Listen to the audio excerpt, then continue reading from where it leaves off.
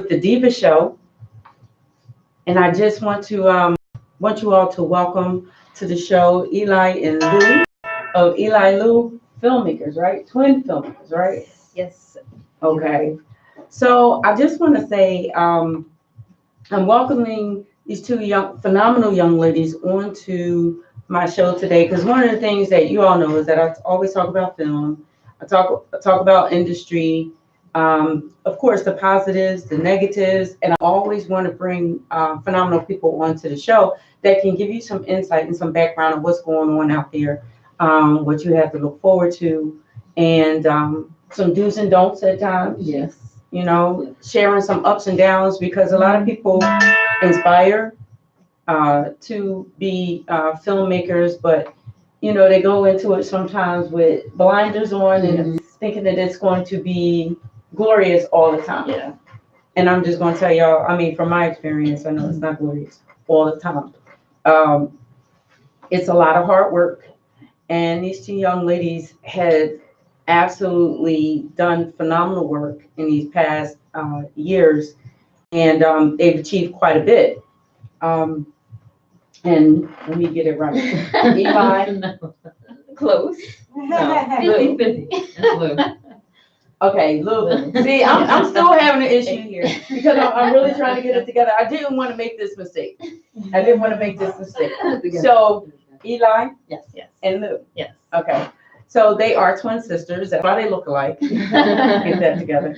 They are twin sisters, and you both graduated college, and you went to the same college, Yes, we did. and you both achieved master's degrees as well. And the curriculum that you achieved is completely different than what you're doing now. Right. I mean, I'm just going to say, to me, you're both geniuses in your education, and you're both geniuses as far as what you're doing with film. I'm just going to say, for me, looking at the education, it's like you put it into works. And a lot of people don't realize that when you go to college, and you choose a subject that you want to study, that it can be utilized in a lot of different ways. Right. When they go to college, it's sometimes they have that tunnel vision that, okay, I'm going to go for computer science. If I go for computer science, I'm going to be an IT tech. Right. You know what I mean? Started off out that way. Yeah. Going in, like you said, you're focused on one thing. And then I find that now I'm using my degree a lot to help me with the film and with entertainment. And then using some of the methods that we learned in college and grad school. Even on the business side, it's really all connected. It just depends on how you can mash things up. I'm actually having fun with blending the fields that are non-related. Yeah. Two completely different Right. fields. I think, and starting out, we were always artistic, and but we were also good students. So you had that push where it's like, oh no, go STEM, and then your heart is always in the arts or in the filmmaking, writing, graphic design, all of those things. And then when you have a passion for something, it always circles back to you some way or another. So we were just finding ways to blend it and just kind of keeping our purpose and passion. On campus, everyone thought that our degrees were in communications or film or something. Or And mass no, it was media. computer science. I mean, we would do our work and then be in the film club or mass media club rather, and doing stage play. So it was really a blend. But of course, the studies had to come first. But that's what kicked it off, was going back to your passion follows you. It doesn't let you sleep. You're absolutely correct. And I'm going to say, and that was one of the things that occurred with me. I graduated many moons ago. We're not going to talk about, but a shout out to FLC for life. You already know. I graduated from FLC, and I attended FLC from the time I was in grade school. I went to Amy Six, and I did stage and musical theaters and all of that kind of stuff. And I did the same thing through high school. So my aunts said to me, "You can't do this." Right. Now it's time for the real world. And I'm like, Yeah. wait a minute, this is my world. Right. What do you mean for the real world? about real world. Yeah. That's not it. There's another one. We were told on campus, leave that art stuff alone, just focus on computer science. And I think that just pissed me to say, oh no, I think I can do both. It's all about time management, I think. I honestly think so. And when you say that, when it's your passion, it's in you. Yeah. It's it's not going to go anywhere. You're always going to be drawn to it. And that's the thing about it. I went into computer science, and here I am. I've been doing film. Yeah. Right. So just to educate some of the people that are out there, although some of you students, you may be in school, and of course your parents are paying for your education and they're pushing you to do certain things. But one of the other things that we also want to promote and advocate is the fact that although you are in school and you are not necessarily doing an art curriculum, keep your passion alive. Mm. And also understand that you always have to have a core, Right. Regardless, Right. because as most filmmakers will tell you, like I said, it's not easy, and you need money. Yeah. You know what I mean? You need money to Right. make films. So, if you're not a full-time filmmaker, just like I'm going to say myself, I'm a full-time filmmaker at heart, but financially I have a core. Yes. You know what I'm saying? I have a job. I usually don't get signal down here. This is shocking me. That's why I didn't turn my phone off, my ringer off, because I usually don't get signal down here. This is mind-boggling. But most do have a core. Yeah. You know what I mean? Because it costs money to put, films together. It costs money to pay, your cast, your crew, and so forth and so on. So I want to say, if you are in school and if you are going for a degree, just make sure you stay your course, but keep your passion alive. Whatever you have to do on the side that'll keep your passion alive, do that. But make sure that you get that paper if you're in college and you're doing what you need to do in order to provide for yourself in the future, regardless of what takes place and what happens. Right. So I'm looking at the bios, and not only, with the education, you all have done so much. You've done web series. You have started your entertainment business in 2009, correct? Yes. Okay. So you started your entertainment business in 2009, but you received your master's degree in 2015. Now, most of the time, it's the other way around, where you get your master's and then You start something. you start. So how was it starting your business while you're still in school? You know what? In the beginning, I think it was more about getting our art and what we wanted to say out there. So we were creating stage plays without necessarily looking or focusing on the business aspect and just having something to show for. That was sort of our thing, is just being visible and constantly building. We were going to events and things saying, "Oh, I'm a filmmaker, or I'm a screenwriter, or I do this, that, and the third," but not having the work behind it to speak for us. So it was like going to networking events and being like, I'm a filmmaker and not having a film. So we were like, okay, we have to keep putting our work out there. So we did the stage plays. We did, just to constantly be relating back to our passion, and just consistently pushing out things. Well, I think the first stage play we did was the first time we've ever done it, and it was really just to help raise money for the mass media club. But I guess at that time, I don't know, it was a little different. People were sliding notes under our room door. I don't know why. It wasn't like, I don't know. But anyway, we came back to our room. It was a lot of paper like underneath our dorm room door. I don't know how people figured out our room, but they were asking, because our campus is small, so it's not like a lot of productions really went on there. And the ones that did, it was usually, based on the university. So it was the first time we were able to do something like that. And it was messages about how it touched them, or how it, opened up their eyes and changed them. We said, well, wait a minute, I think we have like an audience here. I think we have something to say. And so from there, we did another one that went to the web series, and then we really got into filmmaking. And grad school was, for me, I have to have the art side for me to think on the I guess computer science side, or on the STEM side, on the tech side.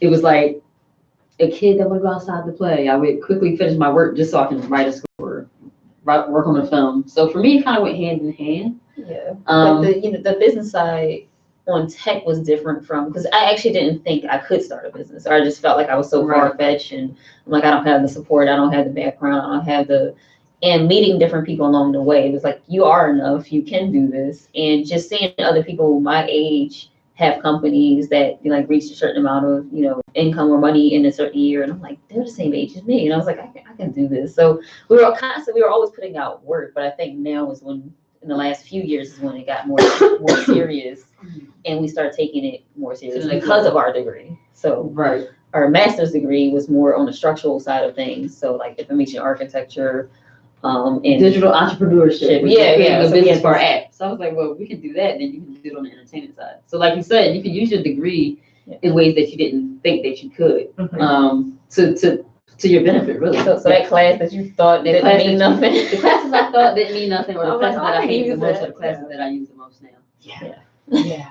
And I think you said one thing that is very, very important is the support. Yeah. You know, because support is just so important. Yeah. Like you said, when you felt like things were far-fetched, and you didn't feel like you could do it, and the people around you, you know, reinforce the fact you can do this, and the trust that they put in you to do it. Like you said, people was putting notes and things. Right. It's a certain, and I'm just gonna say, it's a certain confidence that that you all illuminate, which puts that trust in you that they feel as though you're going to get the job done. Right. You know what I mean?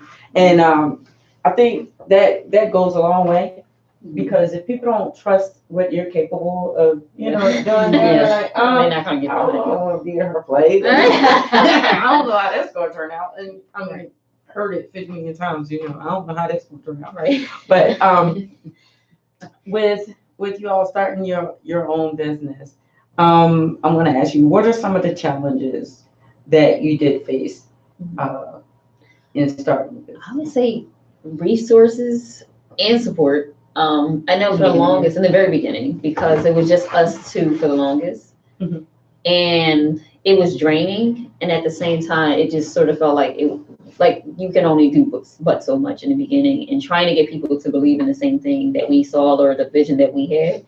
But luckily, we, especially in the last few years, found an amazing team. Kathy dances with us right now. She's one of our team members, and Stacey Sherrill and Derek Dean, Lauren Butler, Hurricane Morales, just Autumn Luke. We just, once we started putting out our own work, it seemed like it was like a gravitational pull, where it's like, if you take that step, other people will see it. So instead of waiting, like, we don't have a team, so we're not moving, it was like, okay, if we do this, people will see what we're doing. We've had people even right now who will just reach out and support, say, hey, I like what you're doing. I want to support in doing this for you, or here's this, or if you need anything, or, you know, so then it becomes like this community of people where we're scratching each other's back, so that for the longest, it wasn't like that. And I think that's the hard part starting out, is because you think you need, and you need all these things, you don't know how to get to it. For me, that was the challenge in the very beginning. I would say, relating back to the degree side of things, because first I was like, why did I go off this route, you know, in STEM, and then just end up over here in entertainment? But looking back, when we started, to be able to do your own, you know, graphic design, website, promotional materials, and having that background helps with the business side of doing film. We're able to do our own film posters. We're able to do our own logos. So starting out, it made us look like we were farther along, or we had a bigger team when we. So people were like, oh, you guys are, so they were able to see where we were trying to go as far as our vision, even creating these visual decks for people to see when it comes to film. So yeah, I think it was difficult starting out. It's always, but you got to take that first step for people to take you serious. And I don't think we had that in the beginning. And it took us maybe 3 years to realize that, like, okay, if people are going to take us serious, like you said, or to trust us to do these projects, even with funding, then we're going to have to start proving ourselves, not for them, but more so for ourselves. We have to have something to show. So I think took some time to get to that point. And I totally agree with you. In starting out, you do run into different challenges, but when you have that strong confidence within yourself, and you're just determined, Right? You know, as I say on my show all the time, commitment and consistency is important. And when you were talking about, you know, you all decided that you just need to start putting out material. You already had the logos, you already had all that, but putting out the material was important. And that's one of the things that I say to people all the time, is that you always have to constantly, you know, be putting information out pertaining to your company, pertaining to what you're doing, what you're currently working on, what you want to be working on, to stay relevant. You have to remain in visual, you know, view for people to recognize that you're still here, you're still doing something. You have to remain relevant. So tell me about Sound Mind Cinematic Mixtape. I'm gonna say that again because I kind of like fumbled that over. Sound Mind Cinematic Mixtape. Tell me about that.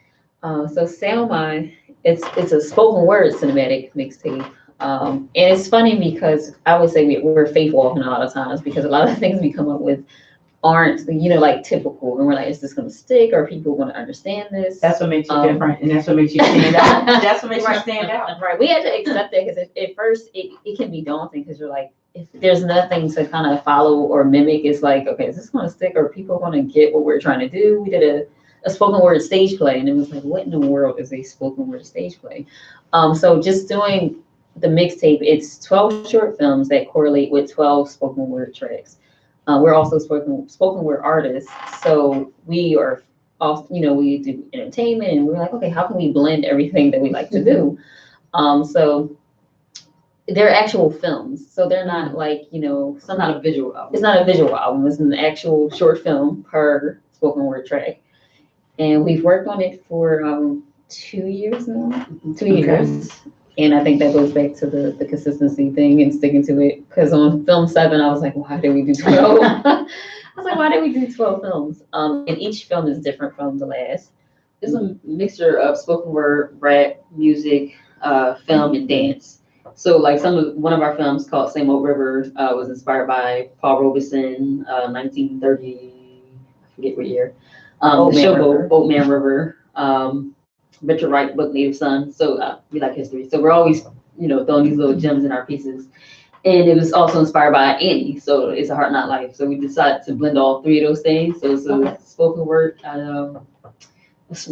musical, I guess. It's a short film. With dancing and music. So that's awesome, though. And that's an awesome idea and a concept to put all together because I don't think I've seen that before. We're gonna put it out there. We're gonna put it out there. So we work with close to 120 actors in the Philadelphia area, and we filmed at the Eastern State Penitentiary, to a boxing gym, to the Belmont Mansion. So like different areas of Philadelphia, different time periods. So 1980s, 1930s, present day. So we just wanted to put out work that it's a conscious project. So we're pretty much on the conscious side of things. Thought-provoking material is what we really focus on. And this project here, we're looking to screen early next year. So we'll be but we're having a screening first. And then the beginning of March. Okay. End of February, beginning of March, to screen all 12. It's going to be a red carpet event for the cast and crew. 2 screenings. Yeah. Well, I'm really looking forward to seeing it. This is going to be very interesting. I'm always interested in projects that are thought-provoking. Yes. Too much RTV, and it's just so crazy. Back when television first came out, they called it the idiot box. Yeah. Yes. Yeah. Right? Yeah. And I'm just going to say that, forgive me if I step on any toes, but I'm just going to say I enjoy thought-provoking, real material that artists are really showcasing their real work. Yeah. Right. Because right now you have too many television shows that are, how I say, spewing politics to our children, sexuality to our children through cartoons and things like that. So it's very refreshing when, people stay true to their core and their heart, and they want to put out thought-provoking material that's real and that will help promote change and positivity in our different communities. We need a lot more of that. So we're gonna go to a commercial break real quick, and we're gonna come back. We're talking to Eli and Lou, the twin filmmakers. They're doing phenomenal work within our industry. So I need y'all to stay tuned, stay positive. This is Deeva Gordon with DEU. This is the Deeva Show. We are on Sador Radio. Make sure that you tune in. For those of y'all that are watching on YouTube, just stay tuned. I'll be right back. I'm going to do a second screening. This is going to be part 2. We're going to take a little break, and then we're going to come back. And for those of you that are listening on the radio, then you'll have some nice sounds to listen to. We got a little bit of Janet Jackson. You all know we already like the Jacksons no matter what they play. All right. So This is Deeva Gordon from DEU. Be right back with the Deeva Show, right?